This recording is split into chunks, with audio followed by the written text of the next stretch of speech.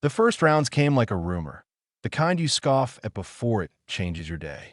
Hauptmann Dieter Brandt stood beside his 10.5 centimeters howitzer in a pear orchard west of the river and watched the American barrage bend around the tree lean as if a giant had turned a faucet. His men called it der Führerschlauch, the fire hose, half joke, half complaint. Artillery should be measured and courteous, he'd told them. A few well-aimed corrections, then a tidy fire for effect. The Americans disagreed. They swept.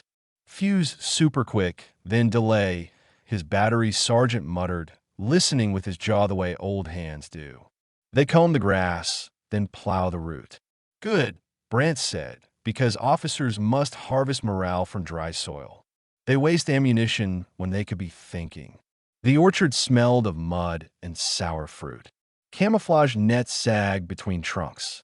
A Nebelwerfer crew, further along the lane, smoked with the fatalism of men whose weapon made a sound the enemy personally disliked. Brandt's fire plan had been neat. 3 missions on the ford, 1 on the road junction, then relocate before the inevitable counter battery. He had done this dance for 2 campaigns. You fired. You scooted. You lived. Today, the Americans seemed to know not only where he had fired from, but where he would choose next. The first counterburst stitched the hedgerow they'd left minutes earlier. The second walked up the orchard as if reading his map upside down and still finding the right page. Brandt did what the manual called for and instinct also demanded. He shifted the guns by handspike and profanity, sent 2 sections creaking into the hollow, and ordered the remainder to hold for one last corrective mission. When the last of the ranging rounds came in, he swore softly. The pattern was too fast. No flash spotter could plot like that in daylight haze. No sound-ranging baseline could resolve so quickly. Sir? His forward observer rasped on the line. New American trick. Their corrections are immediate. There are no new tricks, Brandt said, though a new word had already formed behind his teeth. Radar. On the other side of the river, under a tar paper roof that baked in daylight and oozed dew at night, Signal Corps Sergeant Frank Caruso spun a hand wheel and watched a pale line crawl across an oscilloscope. You could smell the set before you saw it. Warm bakelite, dust, a whiff of ozone. Corporal Elena Morales kept a pencil poised at the plotting board like a conductor about to cue a hard note. Track. Caruso snapped when a bright blip rose, peaked, and slid. 1 incoming shell, azimuth 216, elevation 19. Got it, Morales said, marking apex point, computing back azimuth. Pass it. Fire direction, stand by for hostile battery coordinates. She called into the E8 field phone, voice level as a surgeon. Grid 42.3 by 77.8, probable 10.5 S. First salvo inbound now. Inside the 155mm Battalion's Fire Direction Center, Captain O'Hara, who'd learned his maps in a Detroit machine shop and his patience in North Africa, took the coordinates without theatrics. A ring of men rolled firing tables with the calm of librarians. Their world was wooden rulers, grease pencil, and the faith that geometry could bully fury into order. Counter-battery, time on target, 3 battalions, O'Hara said. We'll give them their Christmas present on 1 beat. Fuse mix like grandma's pie. VT when you can, quick and delay when you can't. A young lieutenant raised a brow. CB already? We barely started prep. They've already started killing our trucks, O'Hara said, not unkind. The fire hose isn't a mood. It's plumbing. The battalion switchboard crackled as liaison officers relayed the word down mud roads. Splash at H-0. Guns slewed. Quadrants adjusted. Breech blocks clanged shut with the polite brutality of real work. A battery of 105s near the schoolhouse added their modest anger to the chorus. Down at the river's edge, a platoon of engineers listened to the far thunder and nodded without comment. If someone upstairs kept enemy guns busy, the bridge they coaxed across the water might live. Caruso's set caught another blip. Thin as a fishbone, he smiled without humor. They're adjusting. We're faster. Brant set his cigarette on the trail of the gun and leaned into his map. His FO had gone quiet. Telephone lines sagged and shell bursts and lies. He trusted his sergeants, his instruments, and his habit of assuming he was already seen. He just picked a new hide when he heard the ripple, a sound you feel through mud more than hear. Not ranging, not the old formal courtesy. This was a chord. Time on target, he murmured without wanting to be impressed. Artillerymen respected a good trick even as it burned their soup. The orchard exploded in little uniforms of earth. Shrapnel whispered on the netting like rain, announcing itself. A man cried out, not terribly, but urgently. Brant shoved him toward the medic and shouted the only order that made any sense. Wheels. Now, into the hollow. Don't be pretty. The second wave landed just ahead of their flight, a shepherd dog nipping at the heels of sheep. One shell struck the lane, carved a crater like a paragraph break. Brant tumbled into it with two gunners and laughed once, a brief bark with no humor. He had seen batteries die because officers told the ground it ought to be solid. Today he told the ground thank you for being soft. Herr Hauptmann. His sergeant coughed, eyes muddy and offended. Our line is cut. Leave it. We move by watch and habit. He got two pieces into the hollow. The others crouched in a ditch that stank of old water and luck. When the barrage lifted like a tent, he risked a glance. The orchard had been combed and then shaved. They see us, he said. Not just the flashes. Not just the sound. They see the shells. How? Machines, he said, and decided the word tasted of electricity and Americans. Very well. We will teach them to be bored. He would stop firing in patterns. He would fire 2 rounds and pretend to be 6 guns. He would move before the enemy could drink his coffee. He would make the radar watch nothing. Morales ran a fingertip along the plotted arc as if smoothing a wrinkle in a dress. That hollow again. He's clever, Sarge. He's playing peekaboo. Good, Caruso said. Keeps us honest. The radar van sweated in the noon heat. Outside, sound-ranging teams strung microphones across a field like hunters setting snares. Flash spotters up on the ridge wrote angles in their little books. None of these were new. The new thing was the speed at which the angles became punishment. Air bursts? O'Hara asked from the doorway, a rare break from the maps. When we can, Caruso said. VD fuses are not fairy dust, sir, but if they had a smell, it would be better than this van. Elena, tell him what we told the colonel, Caruso added, amused. Morales didn't look up. VT over a dug battery just cuts trees. Best is CB with delay to break the carriages. Quick for the crews if they're stupid. But our smartest play is time. Their displacement cycle's about 8 minutes. If we hit in 5, we hit men. If we miss, we hit wheels. Eventually they run out of wheels. O'Hara grinned without showing teeth. Remind me to retire when you run the army. He left them, and Elena allowed herself a sip of warm water and one thought her mother would approve of. Every trade needs its saints and its accountants. Radar was an accountant. No romance, just the blessed ledger of trajectories and returns. A jeep pulled up in a burst of gravel. A tall forward observer hopped off, lanky as a hinge. Lieutenant Caleb Cal. Jensen had the sunburn of men who see too much sky. You the magic eye? He asked, ducking under the canvas. We're the math, Morales said. You're the witness. Good. I saw muzzle flashes at the pear orchard at dawn. Then the orchard left the premises. He's in a hollow behind it now, Caruso said, tapping the board. If you can see the lone herrick on the ridge like a toppled wedding cake, the hollow is just behind. But he won't linger. Then we won't either. Jensen left with coordinates and a face that had learned how to keep fear in his pockets. It was a good face for a man who told guns where to argue. Brant wrote a letter to his wife with the care of a man patching a roof. He did not mention the orchard by name. Letters had their own censors, and war had its own weather. He told her the pears would be better next year. He lied without guilt. Good officers lie to the future in order to carry their men into it. When a Nebelwerfer crew lose to salvo, That hateful organ chorus rolled down the valley and came back smelling of treacle. Brant detached a pair of guns to a farm track that had already decided to be ruts forever. He made his men drink water and then made them move again. When asked why, he said, "Because I wish the Americans to waste their mathematics." That afternoon, the counter battery was late and stingy. Brant frowned. Either their radar had hiccuped or their priority had moved. He disliked both thoughts. He sent his FO to a knoll with a better line of sight and his best corporal to the wire to see if someone had woven it back into belief. "Herr Hauptmann," the medic said softly, "the men, this morning." The men fought the ground, and the ground fought back.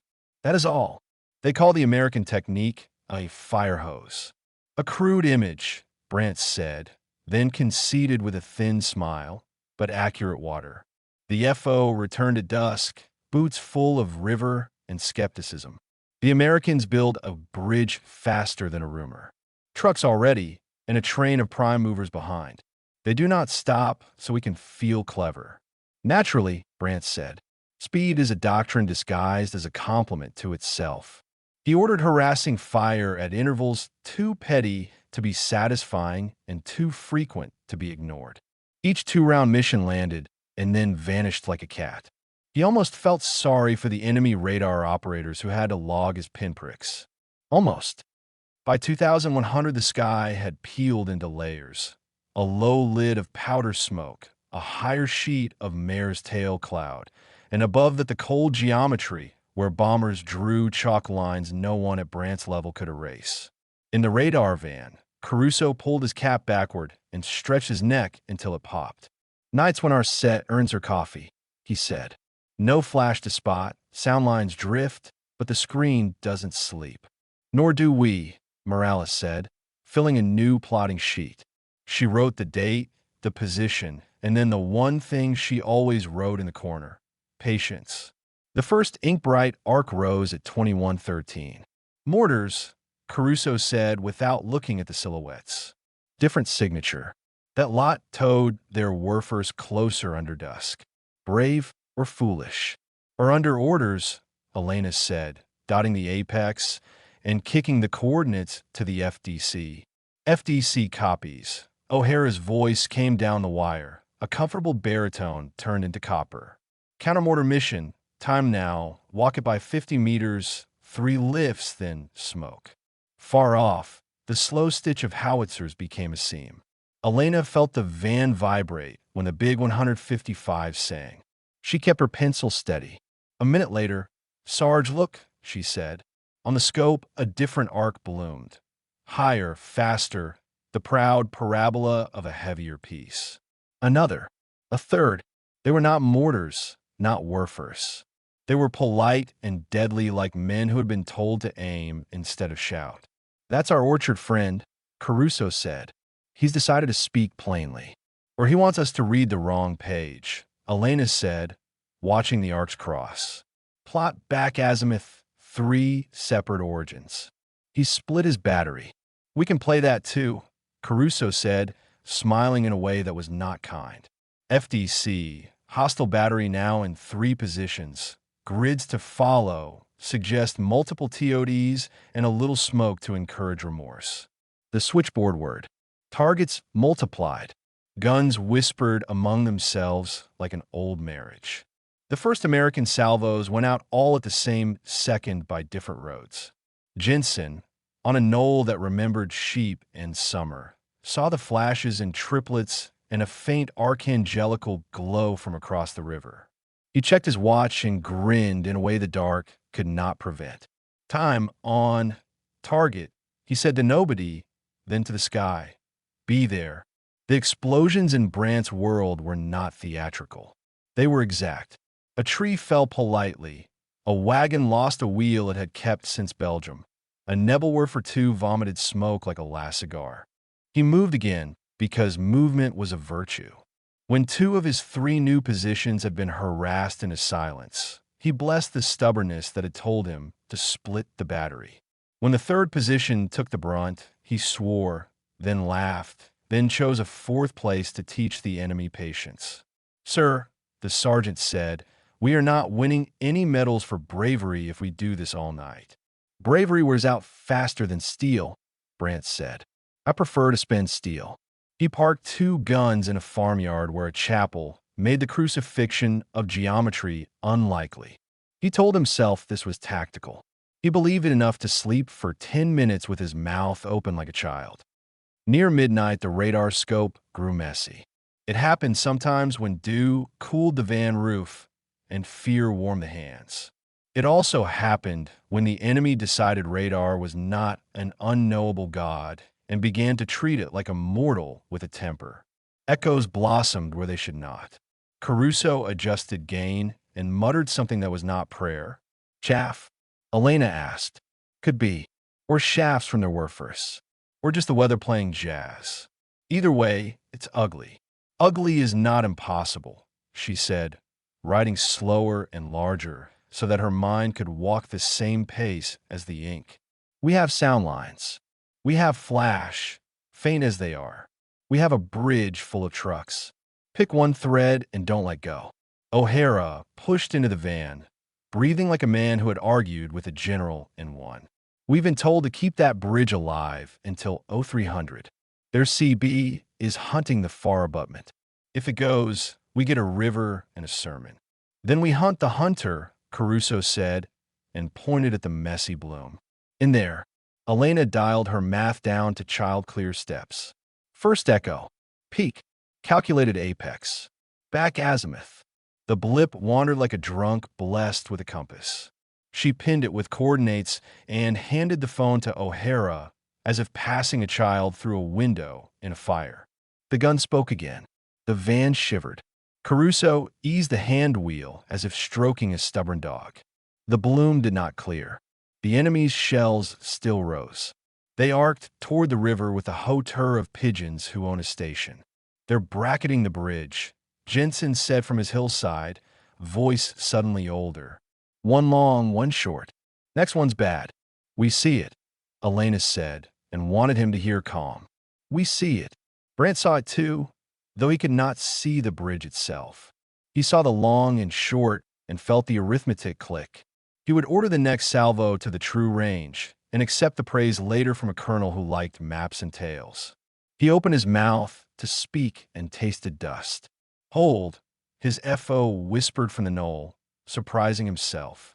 Something wrong with the echoes. You do not feel echoes, Brant said. You compute. I feel the Americans feeling us, sir. Brant hated mysticism, but he loved a good hunch when it came packaged as insubordination. He raised his hand.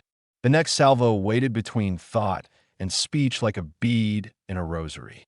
In the van, Elena's scope hiccuped and then steadied. One arc climbed clean through the junk. She plotted as if writing a street address for an ambulance. There, that one is true. FDC, last grid, Caruso said. Give me every 155 you can spare. Fuse mix. Time on target in 90 seconds, O'Hara said, voice flat as a countertop because flat carries farther. Jensen watched the bridge breathe under truck tires and said nothing because sometimes the only gift words can offer is silence. His watch hand didn't crawl. It fell. He counted inward, a habit learned when shells refuse to let you count outward. Brant dropped his hand. Fire. American shells had already left their tubes. He heard his own guns blast like a familiar argument across a kitchen, then another sound layered over it. A presence in the air, a pressure that wasn't wind and wasn't prayer. He looked up the valley and saw, just for a second, the skin of a night peel where nothing should have. Not lightning, not angels, just math arriving all at once. The first American TOD fell on his third position, the one he'd chosen for its piety and geometry. The second fell where his wagons had paused because a mule was tired. The third fell where the Nebelwerfers leaned their tubes like sinners. The salvo he had ordered for the bridge left his muzzles and went somewhere a minute later that would either crown him with competence or write his mother a letter with a grief he did not deserve. He could not take it back. Neither could Elena. Neither could any of them. The bridge shuddered and held. A truck downshifted and corrected. Jensen closed his eyes and saw the river anyway. Brandt's shells were in the air, like promises you wish you had phrased differently. Hashtag Kism2. The German salvo went out with the tidy bark of good discipline. And in the same breath, the American time on target arrived, a thicker voice that seemed to speak all along the orchard lane at once. In the hollow Brandt had chosen for its geometry and borrowed faith, earth leapt and settled. A wooden wheel, older than some of the men, tore loose and thumped itself into a hedge. The chapel window rattled and then politely stopped. His own shells crossed the night like tracked promises. The forward observer, cheek to scope, counted heartbeats. He realized, with the small panic of a man misplacing his glasses, that the last correction he'd given hadn't fully left his mouth. The Hauptmann had held his hand. The observer braced for the American bridge to bloom in ugly orange. Nothing bloomed. A truck ground a gear and lived. Range? Brandt asked without looking up. Long, the FO said, ashamed and grateful at once. Sir, I felt. You felt me hesitate, Brandt said. Good. Feeling my hesitation is your job. Feeling the enemy's feelings is not. That we leave to their poets. A second American salvo shouldered in, not as wide but meaner. The Nebelwerfer crew folded themselves behind their slab of dirt and muttered all the prayers taught to boys who had played with fireworks. One man flinched and then laughed at himself. Laughter keeps hands attached to arms. Wheels, Brandt said again, the word now less shout than habit. We move because they can see. They levered trails, cursed ruts, and bullied a tractor that had decided it deserved to die dramatically. The sky peeled in thin layers, cloud, smoke, a tidy page of stars, and fell back into place. 2 miles away, the radar van's roof ticked with cooling dew. Elena felt the small tremor in the deck plates when the 155 spoke again, not like thunder, but like a sturdy door shutting. Her pencil walked the plotting sheet. Her mouth recited numbers she no longer needed to say aloud, but said for Frank, for O'Hara, for the men with rulers in the fire direction tent who loved a crisp instruction the way mothers love a clean counter. New arc, Caruso said, head bent, the cap bill digging a new crease into his forehead. He probed long, then held. There's a caution here. He split positions and split personality, Elena said. Part clever, part tired. Tired shoots pretty. Clever shoots ugly. Let's punish pretty. O'Hara eased into the van with the quiet of a large man who refused to argue with physics. Bridge holds. Engineers praying to both saints and rivets. Division says we get another convoy across before moonset. Radar says, we can track when he's honest. Caruso said, he's learned to dirty our picture when he's not. He's throwing metal, something like chaff, or our own atmosphere is sulking. Either way, we read through it if we behave like adults, not fans, Elena said, surprising herself with heat. O'Hara's eyebrows rose, interested, not offended. Adults it is, he said. Fire Direction Center is an old couple tonight. We finish each other's sentences. Keep talking. Jensen, alone on his knoll, listened to more sky than ground. A fox trotted away from the noise as if insulted. A line of trucks crept and then, when told, hustled. He pinched the bridge of his nose. Fire Direction, FO. Their CB just walked 2 rounds on the south abutment. Next one will try the middle. FO radar. We see your C, Elena said, working a back azimuth through the junk. Give us a heartbeat. You can have 2, Jensen said, lying kindly. He lowered the glasses and looked at the river raw. Engineers in their curious ballet moved under the bridge like stagehands, uncelebrated experts. He thought, if our math fails, they work in the cold. If our math works, they still work in the cold. He decided that if he lived to teach anything, he would teach gratitude. Brandt marked 3 new hides with his pencil and then altered 2 by a thumb's width. It was an officer's superstition. Change something small to break a pattern only you can see. His sergeant watched him with the affection reserved for a man whose worst vice was thinking aloud. Sir, the men want to know if we will fire again at the bridge. The bridge is a sermon, Brant said. It tells the Americans who they think they are. We will interrupt the sermon when it matters and read a different text the rest of the night. He did not add that his pride wanted the bridge. He did not add that pride was a petty artillery officer's luxury. He directed a short counter-battery at the schoolhouse silhouette. American guns had been there that afternoon, and smiled when, moments later, their radar threw him a punishment in delay fuses that snapped axles but spared men. He almost admired the restraint. Almost. He ordered a creeping harass on the road, the way you prod a sleeping man's shoulder every few minutes so he never drops back into dreams. 2 rounds. Move. 2 rounds. Move. His FO muttered in polite disapproval. This was not dramatic work. That made it exactly right. The radar scope got dirtier. Now and again a clean arc rose through chaos like a church bell in a market. Elena learned to tell true from false by the way a line lifted its head. The rocket's shadows were long and sneaky, their steel tails upsetting the return. Mortars left modest little curves. Heavier guns announced themselves like men who knocked too hard on a door.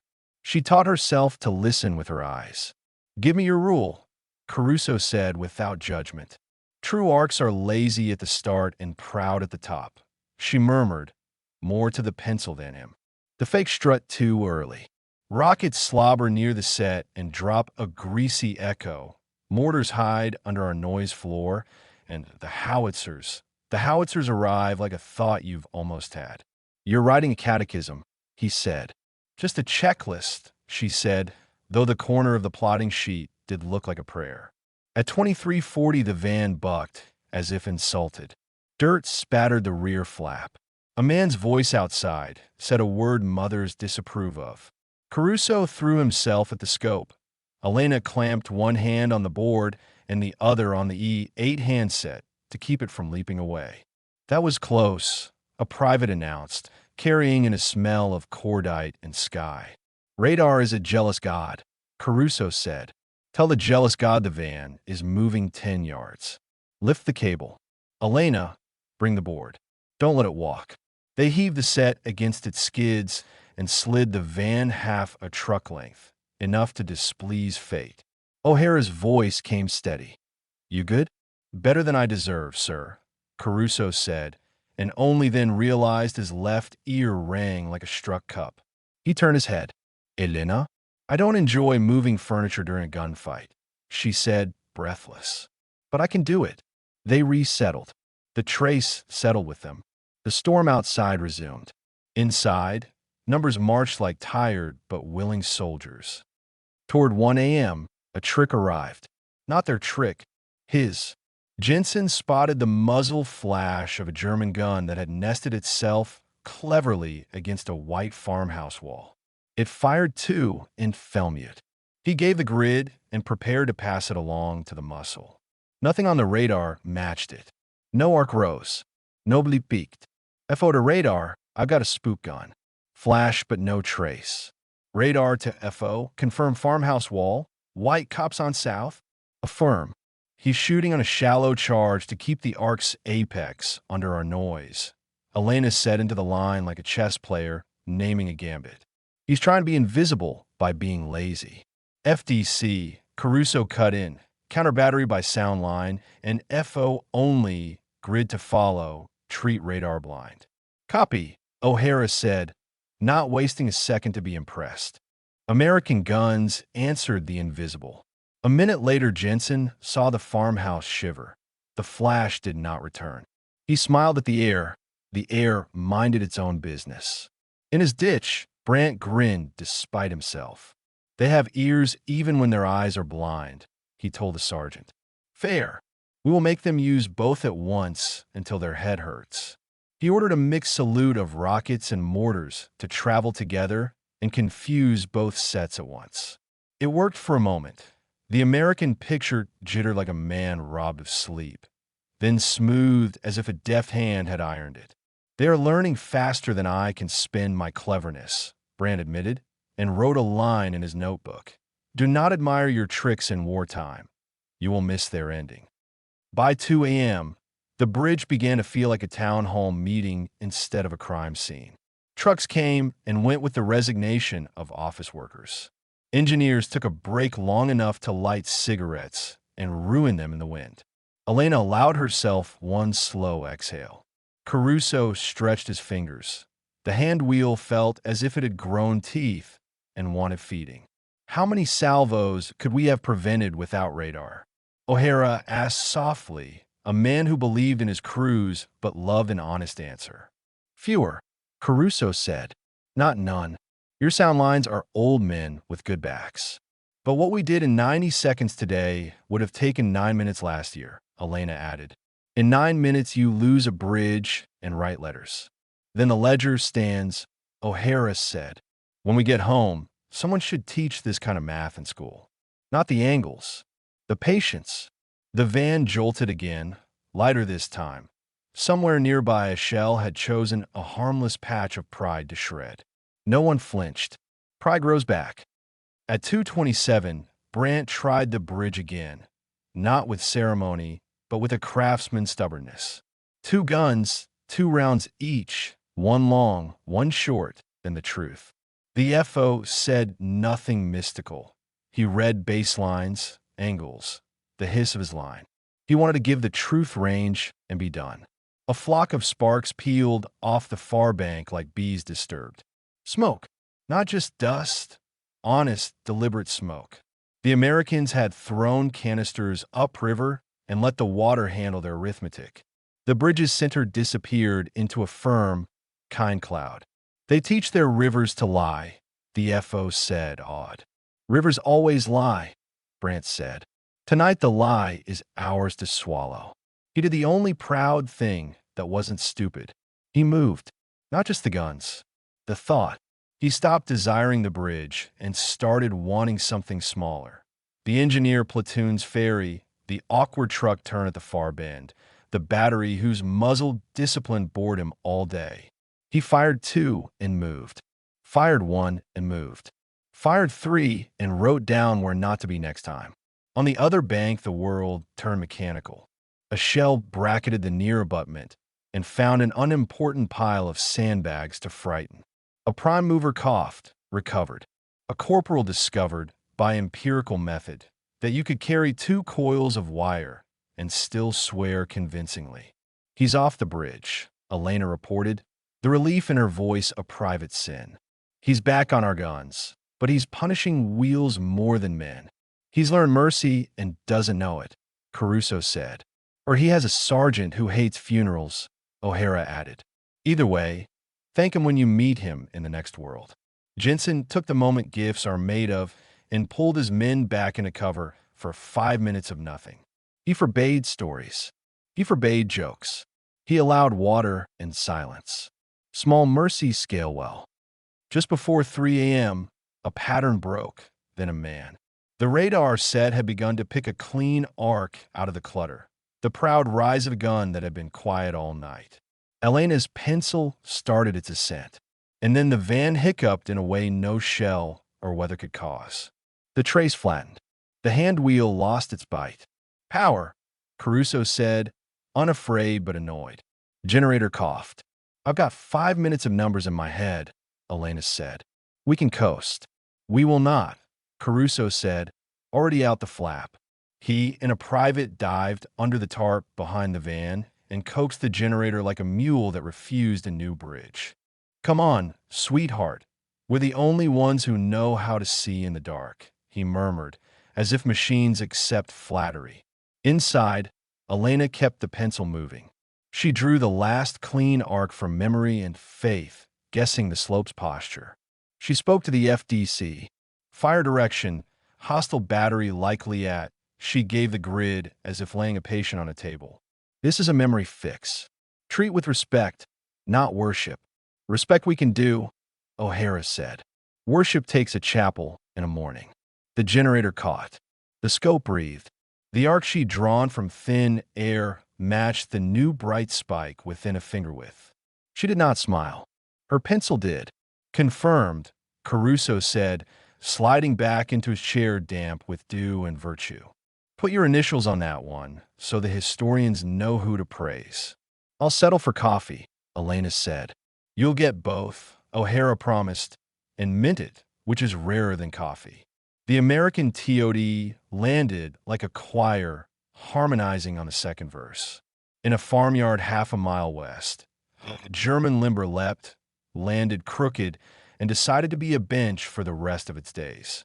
A gunner rolled out from under a wheel and swore in a polite dialect. Brandt called for the tractor, then told the tractor to leave him because the tractor would save 2 guns if it didn't waste time rescuing the Sentimental. We are a battery, not a pilgrimage, he told his sergeant, who had just done the math on who would be missed at breakfast. Go. They went. He stayed an extra 2 heartbeats and then did not. Pride is a fine umbrella until it rains steel. Dawn did not rise so much as continue. The gray light that had been between shells all night acknowledged itself. A tired man raising his hand in roll call. Trucks kept crossing. Engineers threw themselves down and then up, the bizarre calisthenics of men who must work and live. A private walked a coil of wire like a dog and discovered the dog bit back. The radar van looked smaller in daylight. Elena, face soft with exhaustion and 2 small arcs of coal at her temples where she'd brushed hair with dirty fingers, smiled at Frank over a tin cup. We kept the bridge, she said as if it were news. The bridge kept itself and allowed us to help, Caruso said. Same as people. O'Hara appeared with a ledger and, miracle of miracles, fresh donuts that had been old 4 hours ago. He handed them without ceremony. New policy from Division Artillery, he announced. Record 2 items after every engagement. One time you did not shoot and were right. One time you shot and were right. We're going to teach restraint on paper. The paper will need thick margins, Elena said. That's my job, O'Hara said. Thick margins. Jensen trudged in later, boots arguing with mud. He sank onto a crate and closed his eyes. Thank you for speaking to moving things as if they were patient. Thank you for seeing things we can't smell, Elena said. You two going to get married or write a manual? Caruso asked without heat. Manual, they said together, and then laughed because sleep makes twins of people. He left them with a thought that would look good on a chalkboard, ugly on a telegram. Never fall in love with a target. Fall in love with the clock. Brandt's battery made a line out of what remained. They had 2 guns that still believed in their wheels, and one whose carriage had adopted a new geometry. He wrote a letter to his wife that did not mention bridges or van roofs or men who saw shells in the air. He told her that pairs would be better next year. He did not lie as easily this time. He added a line. We are clever men being taught by cleverer weather. His sergeant brought him a cup of something hot and honest. Sir, the men slept 2 hours in shifts. They say the Americans count too fast. Then we will be boring, Brandt said. Let them count the same dull thing until their eyes cross. He ordered a move to a woodlet that had mastered the art of never being in the way. He vowed to keep firing at little things until big things tripped over them. He made peace with the thought that the bridge would exist tomorrow whether he wanted it to or not. On a ridge, he looked back and saw the river carry a scrap of smoke like a memory. He did not hate the Americans for keeping their bridge. He envied them their math and their cake. He promised himself that if he survived, he would never trust surprise more than systems again. The last convoy that morning carried awkward burdens. Men whose faces had learned to keep their stories in their pockets. Crates that made maps more interesting. A spare tire no one admitted was lucky. The bridge groaned and did not complain. Elena leaned against the van and let sunlight discover her. Caruso finally admitted his ear would ring for a day and that he deserved it. You gonna write to your mother? He asked.